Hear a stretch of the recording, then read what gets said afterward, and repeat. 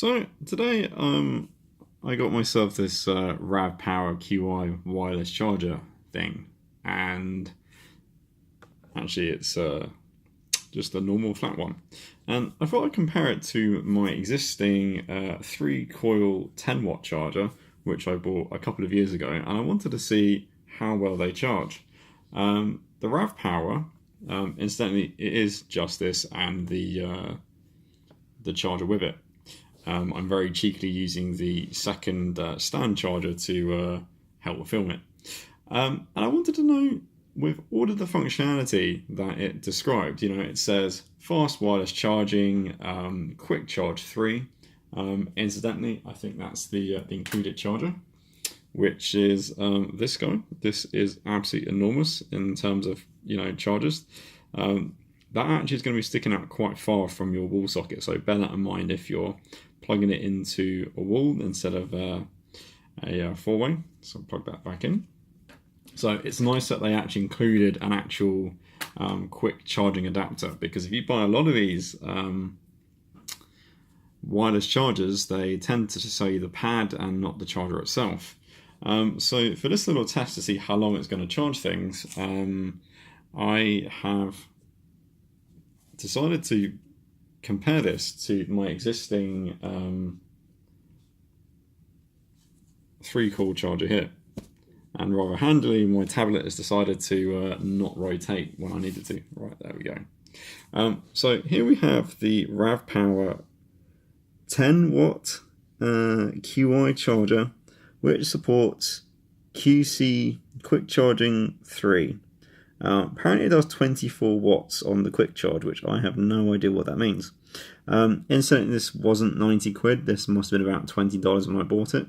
And we are going to compare that to the Senio SWC2 with 3 coils and is a 10-watt charger. Bearing in mind, this did not include an adapter as far as I'm concerned. So if you're comparing pricing, bearing in mind that if you do find a cheaper pad, you'll need to incorporate the extra price of an adapter, which this one actually included, so that was quite nice. So I've been quite mindful of which kind of style QR charger do I want. Do I want the pad style charger, which is the RAV Power in this case, and basically any other type of charger, or do I want a nice kind of stand? Bearing in mind, if you do get a stand charger, you do want to get a 3-coil one. I do like the style of the stand ones, because you can just leave your phone like that and you'll tend to find the sweet spot immediately. But today's video is really about how long does this take to charge, particularly as it says this is 10 watts and it has some hyper air functionality to keep your phone cool.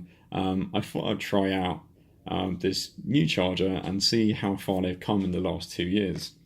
So if we just place the Galaxy S9 on here, so this is kind of one of the the first points to make, that I haven't actually placed this in the right place.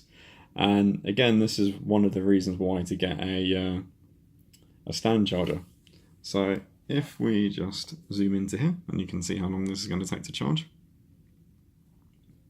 And this is going to take 1.5 hours to fully charge, which isn't bad, I guess. And if we now, for keeping this to be a fair comparison, we're going to unplug the exact same charger that came with the RAV Power and try it inside the stand one. And yep, that's going to take 1 hour 50 minutes. So bearing in mind this is slightly faster, as this is a much newer generation, but not by much. But don't forget, you can pretty much place your phone anywhere, and because this is a 3-coil setup, it's very easy to find the exact place to charge your phone. So if you want it on your desk to see your notifications, then I do recommend a stand charger rather than a flat pad one. I do find that actually I do miss the charging spot on my phone quite regularly. So I have a little bit of buyer's remorse with the RAV Power, but the fact that it comes with the charger as well means that this is an amazing price. So for me, I do prefer the RAV Power QI charger. So if we place this back on again, just to see how long that was going to take. Incidentally, we will compare it to a USB-C cable charge. So yeah, 1 hour and 34 minutes. So yeah, there's not a great deal of difference in that. So you're going to save yourself around 20 minutes. Now, incidentally, to make this a fair comparison, I also thought I would try out a USB-C cable. So this is a magical USB cable because it has a shiny light on it. So that way you can see this thing in the dark when you're fumbling around with your phone. The cable will light your way. Incidentally, it took me a little while that, when it's dark and you're trying to get to sleep, obviously USB-C, you can plug your cable anyway. So I started plugging it this way up, which made it very difficult to obviously get some sleep because the light's on. So, turn it that way up. So yeah, just an interesting 2-meter cable. This is a fast charging cable, and I thought I would try this out by comparison. So at the moment, the RAV Power, again, is in the wrong spot. This is something you'll need to think about if you're buying one of these pad chargers to kind of try and get it in the right place. And okay, so here we're down to 1.5 hours. So let's compare this to a cable charge. And here we have 1 hour, 3 minutes. Incidentally, this is running off of the Samsung official charger for the S9. So yeah, actually, it's really interesting that this is not far behind a cable charge.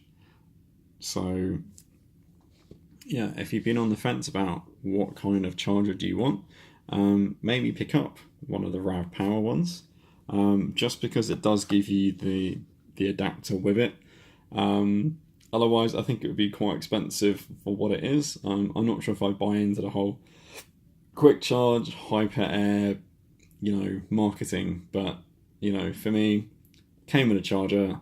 That means you've almost half of your total cost of purchase. So yes, you could use that with your original phone charger, but most likely you're going to be using this in a second room or somewhere. So it kind of makes sense to buy a package together where you're not just buying the pad, but you're also buying the charger as well. If you are looking for a different brand, make sure you try and find a 10-watt charger, or at least a 3-coil. The stand style ones I think come in a 2-coil, but you want to make sure you get a 3-coil one so you get all the different positions available, so you don't have to get your phone quite in a particular spot for it to work. But yeah, I do recommend at least getting a 10-watt charger because it doesn't really matter how fancy the marketing is, as long as you're not paying $5 for one from China, then you'll be fine.